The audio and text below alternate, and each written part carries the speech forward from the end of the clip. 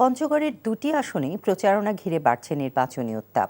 সমীকরণ মেলাতে ভোটারদের দাঁড়ে দাঁড়ে ঘুরছেন প্রার্থী ও তাদের সমর্থকরা। দিচ্ছেন সীমান্তে চোরাচালান বন্ধ, কৃষিপণ্যের ন্যায্য মূল্য নিশ্চিত করার প্রতিশ্রুতি। রাজনীতির মাঠে পরস্পরের বিরুদ্ধে হুমকি ধামকির পাশাপাশি আচরণবিধি লঙ্ঘন নিয়েও রয়েছে প্রার্থীদের পাল্টাপাল্টি অভিযোগ। সাজ্জাদুর রহমান সাজ্জাদকে সাথে নিয়ে জুবায়ের প্রধানের রিপোর্ট, ছবি তুলেছেন ফরিদ আহমেদ ভুইয়া।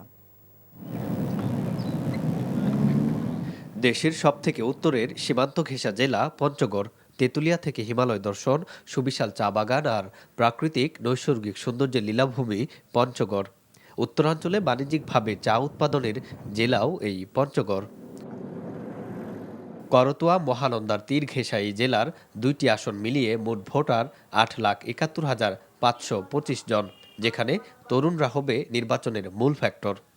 কৃষিভিত্তিক অর্থনীতির এই জনপদে ভোটারদের বড় অংশই কৃষক। স্থানীয়দের প্রধান দাবি কৃষিপণ্যের ন্যায্য মূল্য, কর্মসংস্থান সৃষ্টি এবং যোগাযোগ ব্যবস্থার উন্নয়ন।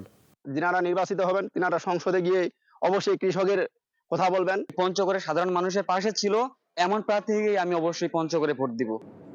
ফ্যাসিবাদী নির্বাচন কাঠামোয় 2008 সাল থেকে জেলার দুটি আসনই ছিল আওয়ামী লীগের দখলে। 5 আগস্ট পরবর্তী বাস্তবতায় বদলেছে রাজনৈতিক প্রেক্ষাপট। পঞ্চগড় সদর, তেঁতুলিয়া ও আটোয়ারী উপজেলা নিয়ে পঞ্চগড় 1 সংসদীয় আসন। বিএনপির স্থায়ী কমিটির সদস্য ব্যারিস্টার জমিরুদ্দিন সরকারের পরিবর্তে নির্বাচন করছেন তার ছেলে ব্যারিস্টার নওশাদ জমির। আর বিপরীতে এই আসন থেকে লড়ছেন জুলাই গণঅভ্যুত্থান থেকে উঠে আসা তরুণ নেতৃত্ব সার্জিস আলম। যে কৃষক ভোক্তা প্রত্যেকেই যেন কোনো সিন্ডিকেট দ্বারা শোষণের শিকার না হয়। পঞ্চগড়টা বাংলাদেশ সহ এই 4টা দেশের একটা সেন্টার হতে পারে, হাব হতে পারে। আমরা সেই জায়গায় কাজ করব। বেকারত্ব দূর হয় সেটার ব্যাপারে আমরা চেষ্টা করার জন্য কারিগরি শিক্ষা থেকে আরম্ভ করে ভাষা শিক্ষা, আইটি বা কম্পিউটারের যে শিক্ষাগুলো সেগুলোর ব্যাপারে চেষ্টা করব, যাতে আমাদের ছেলেমেয়েরা নিজেরা উদ্যোক্তা হতে পারে। বোদা এবং দেবীগঞ্জ উপজেলা নিয়ে পঞ্চগড় 2 সংসদীয় আসন। আসনটিতে স্বতন্ত্র সহ বিভিন্ন দলের 8 জন প্রার্থী থাকলেও মূল প্রতিদ্বন্দ্বিতা হওয়ার আভাস বিএনপি এবং জামায়াতের প্রার্থীর মধ্যে। প্রচারণা ঘিরে এরই মধ্যে শুরু হয়েছে পাল্টাপাল্টি নানা অভিযোগ। আমাদের যারা সনাতন ধর্মী আছেন তাদেরকে তারা বিভিন্নভাবে হুমকি দেওয়া শুরু করেছেন, এবং শুধু হুমকি নয়, তারা 12 তারিখের পরে দেখে নেবেন। অনেককে এও বলেছেন যে তাদেরকে ভোট না দিয়ে তারা এদেশে থাকতেও দিবেন না।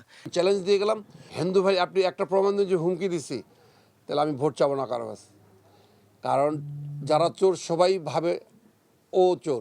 একে অপরের প্রতি পাল্টাপাল্টি নানা অভিযোগ থাকলেও তাদের অঙ্গীকার, নির্বাচনে বিজয়ী হলে সীমান্তে চোরাচালান বন্ধের পাশাপাশি পিছিয়ে পড়া এই অঞ্চলকে এগিয়ে নেবেন তারা। উত্তরাঞ্চলের মানুষের জীবনমানের উন্নয়ন, কর্মসংস্থান সৃষ্টি এবং সীমান্তের নিরাপত্তা জোরদারের দাবি উঠে আসে পঞ্চগড়ের ভোটারদের কণ্ঠে। জুবায়ের প্রধান, এনটিভি নিউজ, পঞ্চগড়।